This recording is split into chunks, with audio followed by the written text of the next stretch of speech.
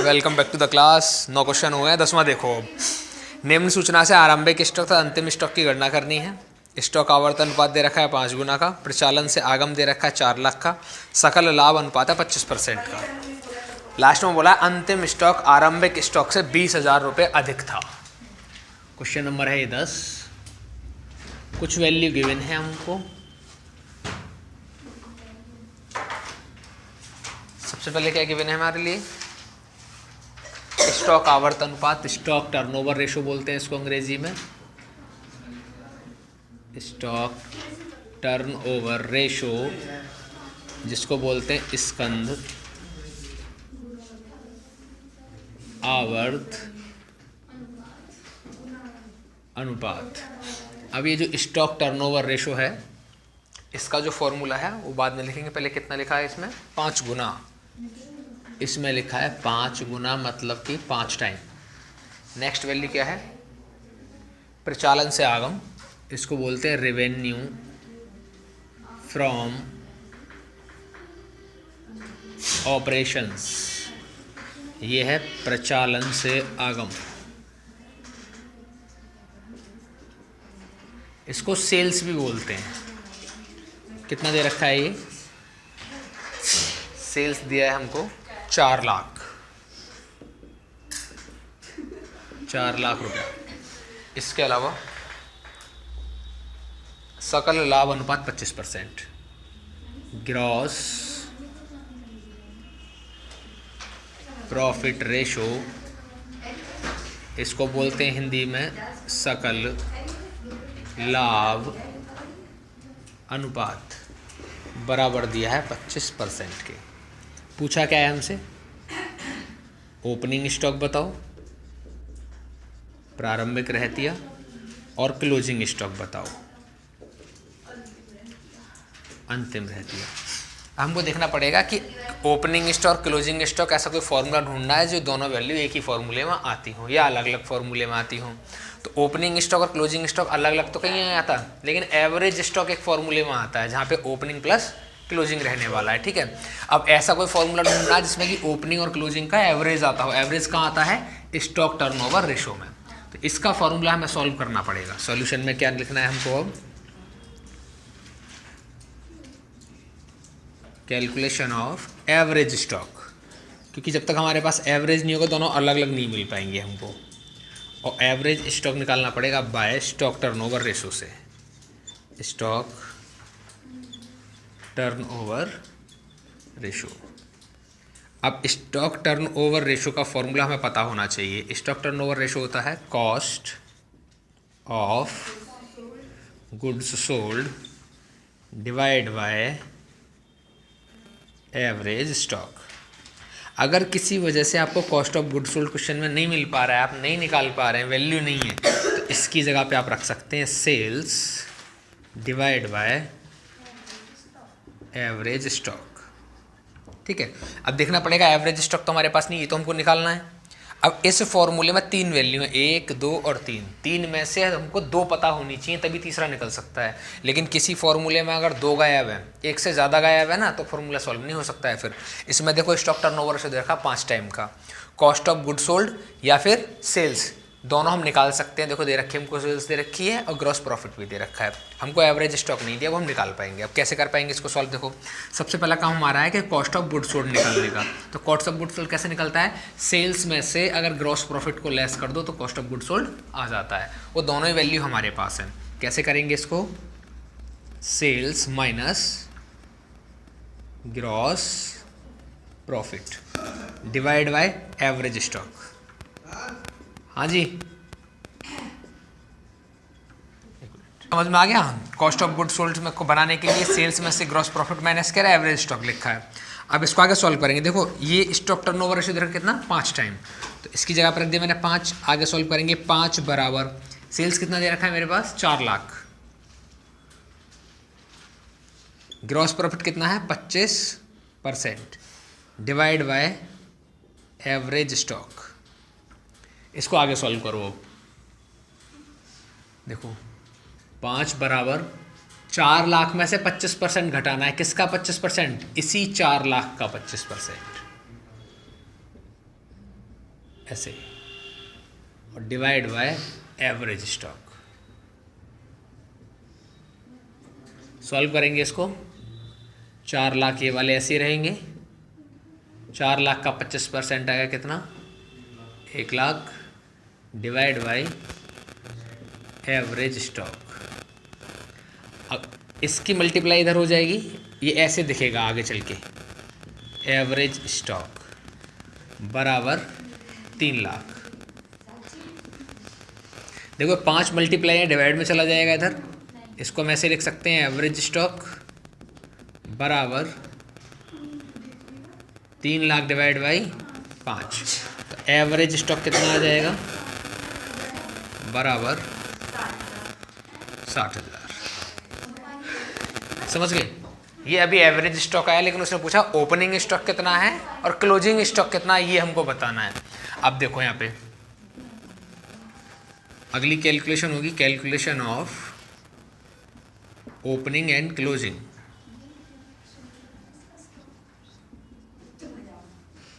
Stock अब हमारे पास जो है अवेलेबल वो क्या है, एवरेज स्टॉक हमारे पास है कितना, 60,000 का। इसके बाद में अकॉर्डिंग टू क्वेश्चन एक लाइन उसने बोली है, क्या बोल रहा है वो सबसे लास्ट में, अंतिम स्टॉक आरंभिक स्टॉक से 20,000 अधिक है। जो आपका क्लोजिंग स्टॉक है वो 20,000 रुपये ज़्यादा है, किससे, ओपनिंग स्टॉक से। बराबर इधर लिखूँ मैं, अगर ओपनिंग स्टॉक, तो ये वाली वैल्यू जो 20,000 रुपये ज़्यादा है, अगर इसको बराबर करना है एक दूसरे के, तो इसमें से 20,000 रुपये घटाने पड़ेंगे, या फिर दूसरा तरीका है कि इसमें 20,000 रुपये जोड़ने पड़ेंगे। ये तो मतलब है दो लोग हैं ए और बी, ए के पास 50 रुपये ज़्यादा हैं, तो या तो उससे 50 रुपये ले लो या दूसरे वाले को 50 रुपये और दे दो, बराबर हो जाएंगे। तो मैंने क्या किया कि इसको 20,000 रुपये और दे दिए। समझ गए बात? अब देखो एवरेज स्टॉक का फॉर्मूला यहाँ पे लगाना है। तो एवरेज स्टॉक बराबर क्या होता है, opening stock plus closing stock divide by 2। अब एवरेज स्टॉक कितना है, 60,000। ओपनिंग क्लोजिंग अलग से हमको नहीं पता है, तो मैंने क्या देखा कि क्लोजिंग बराबर जो है कितना है, ओपनिंग प्लस 20,000। ये दोनों वैल्यू मेरे को एक जैसी करनी है, तो यहाँ पे मैं क्या लिखूंगा, opening stock plus closing stock की जगह पे ये रखूंगा मैं, ये वाली वैल्यू, ओपनिंग स्टॉक प्लस 20,000। समझ गए वाली बात? और डिवाइड बाय 2। अब इस 2 की मल्टीप्लाई हो जाएगी इधर, तो कितना हो जाएगा इधर, 1,20,000 बराबर opening stock plus opening stock plus का 20,000। इस 20,000 को मैं इधर लेके आऊँगा, तो कितना बचेगा इधर, 1,20,000 माइनस का 20,000 बराबर ओपनिंग, और ये दोनों क्या हो जाएंगे, 2 ओपनिंग स्टॉक, क्योंकि एक ओपनिंग ये है, एक ओपनिंग ये है, मतलब ए और ए कितना हो जाएगा, 2A हो जाएगा ये, ठीक है। अब समझो बात को, इसमें इसको लेस करें, कितना बचेगा बेटा इधर, 1 लाख। ये 2 ओपनिंग है, 2 गुणा में लिखा है इधर, तो इसका मतलब इसका चला जाएगा, भाग में चला जाएगा, बराबर क्या हो जाएगा, ओपनिंग स्टॉक। इसको सॉल्व करेंगे तो कितना आएगा, 50,000। ये पहला आंसर है, ओपनिंग स्टॉक बराबर कितना, 50,000। अब हमको चाहिए क्लोजिंग स्टॉक भी। अब क्लोजिंग स्टॉक निकालने के लिए एक फॉर्मूला क्या है हमारे पास इधर, अकॉर्डिंग टू क्वेश्चन उसने बोला था कि अगर ओपनिंग स्टॉक में तुम 20,000 रुपये जोड़ दोगे तो वो क्लोजिंग स्टॉक बन जाएगा। तो क्वेश्चन में बोला था कि अगर तुमको क्लोजिंग स्टॉक चाहिए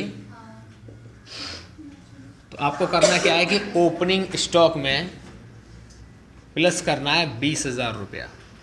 तो क्लोजिंग स्टॉक बराबर ओपनिंग स्टॉक कितना है, 50,000, इसमें जोड़ दो कितना, 20,000 बराबर कितना हो जाएगा, ये 70,000।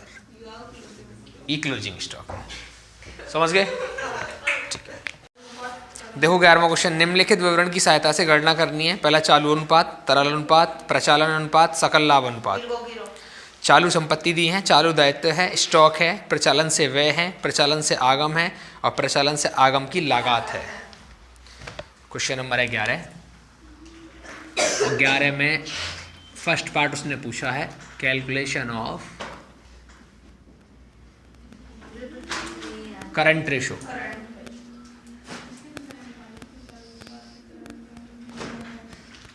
करंट रेशो का फॉर्मूला क्या है?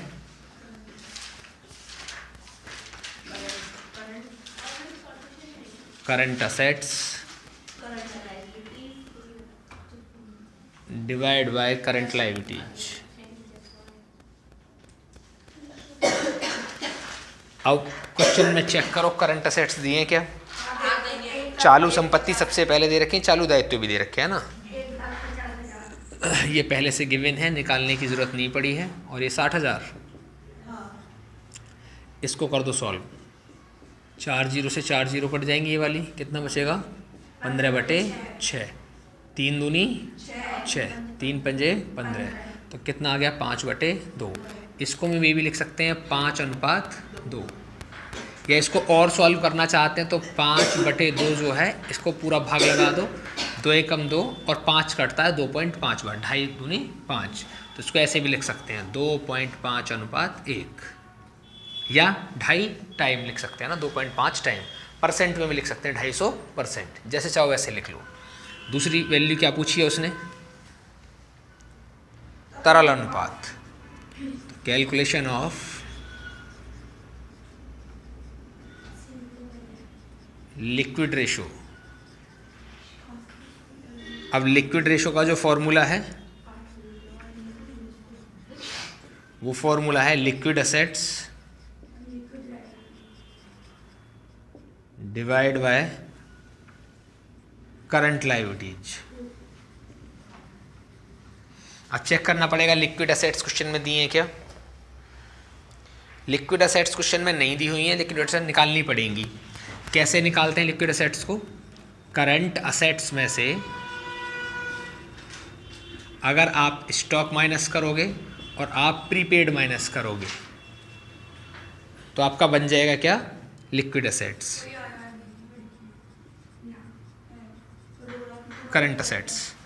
बात समझो, करंट असेट्स की वैल्यू कितनी दे रखी है? करंट असेट्स दिया 1.5 लाख रुपए का। स्टॉक की वैल्यू कितनी दे रखी है? स्टॉक दिया है 30,000 का। प्रीपेड है नहीं इसमें। लायबिलिटीज कितने की है? 60,000 की। सॉल्व करेंगे, 1.5 लाख में से लेस करेंगे कितना बचेगा? 1/20 डिवाइड बाई 60,000। तो 60,000 का भाग अगर 1/20 मिलाएं कितना जाएगा? 2/1। तो इसका रेशो हो जाएगा 2:1। ये दूसरा आंसर हो गया। तीसरे में क्या पूछा है उसने? प्रचालन अनुपात। ये सी पॉइंट है। Calculation of operating ratio.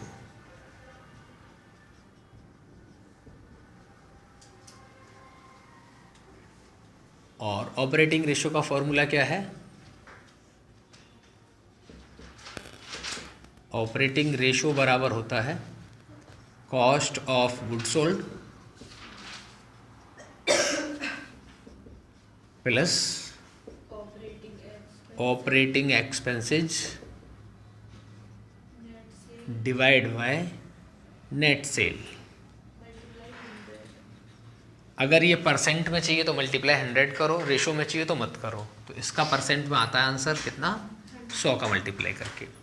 अब कॉस्ट ऑफ गुड्स सोल्ड हमको देखना पड़ेगा क्वेश्चन में क्या दे रखा है कहीं पे। देखो सबसे लास्ट में दिया है प्रचालन से आगम की लागत 1,60,000 रुपया।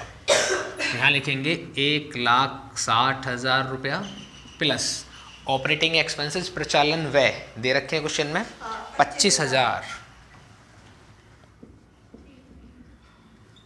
नेट सेल का मतलब है कि सेल्स में से सेल्स रिटर्न को घटाना। देखो कहीं पे विक्रय दे रखा है, विक्रय का नाम नहीं है लेकिन एक वैल्यू दे रखी प्रचालन से आगम है ना, रेवेन्यू फ्रॉम ऑपरेशन। यही सेल होती है कितने की? 2.5 लाख की। प्रचालन से जो आगम है वही सेल है। मैं लिख देता हूं प्रचालन से आगम बोलते हैं इसको। कितने रुपए की है? 2.5 लाख। तो ये हो गया 2,50,000 और मल्टीप्लाई बाय 100। सॉल्व करेंगे इसको कितना हो जाएगा 1,85,000 divide by 2.5 lakh multiply by 100। इस जीरो से ये 2 जीरो कट जाएंगी, 1 2 ये भी, तो कितना बचेगा हमारे पास अभी 1850 डिवाइड बाई 25। इसका भाग लगा दो ज़रा। कोई ऐसा पहाड़ा हमको पढ़ना है जो दोनों वैल्यू काट दे। 5 से काटेंगे 5 पंजे 25, 5 से काटेंगे तो 5 3 या 15, कितने बचेंगे अभी इसमें 3 यहाँ पहुँच जाएगा, 5 7 35 और जीरो का जीरो रहेगा। फिर इसको काटेंगे 5 एकम 5, इसको काटेंगे 5 7 35, कितना बचेगा 2, 5 चौके 20, तो टोटल आंसर कितना हो जाएगा इसका 74%।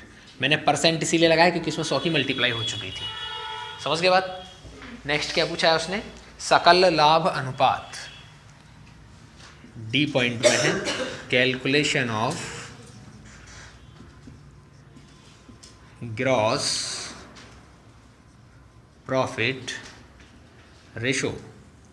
सकल लाभ अनुपात का फॉर्मूला क्या है, ग्रॉस प्रॉफिट रेशो बराबर ग्रॉस प्रॉफिट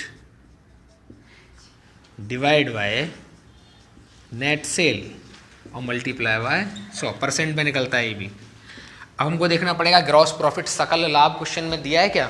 क्वेश्चन में कहीं पे भी सकल लाभ नहीं दिया तो सकल लाभ हमको निकालना पड़ता है। कैसे निकालेंगे सकल लाभ को, जो आपका सेल्स है या रेवेन्यू फ्रॉम ऑपरेशन है उसमें से कॉस्ट ऑफ गुड सोल्ड घटा दो। कहने का मतलब जितना माल आपने मार्केट में बेचा उसमें से माल की कीमत घटा दो। आपने कोई चीज़ 8 रुपये में बनाई 10 रुपये में बेची तो 10 में से 8 घटा दो, प्रॉफिट बन जाएगा, डिवाइड बाय नेट सेल और मल्टीप्लाई बाय 100।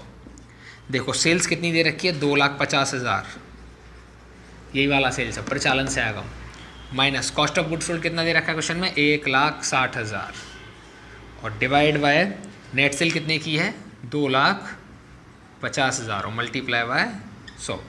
सॉल्व करेंगे 250 में से 160 घटाओ कितना बचेगा 90 और divide by 2,50,000 multiply by 100। Solve करेंगे 2 जीरो से 2 जीरो कट जाएंगी, 1 2 ये भी कट जाएंगे, 1 2 कितना बचेगा इधर 900 डिवाइड बाई 25।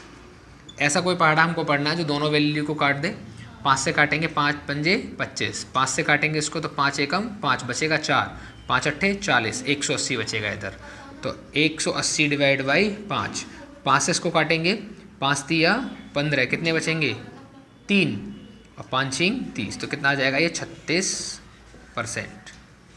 अगर आप ऐसे भाग नहीं लगा सकते किसी भी तरीके से तो वही जो भाग लगाने का पुराना तरीका आपके पास है 900 डिवाइड बाई 25, ऐसे भी भाग लगा सकते हैं। समझ गए।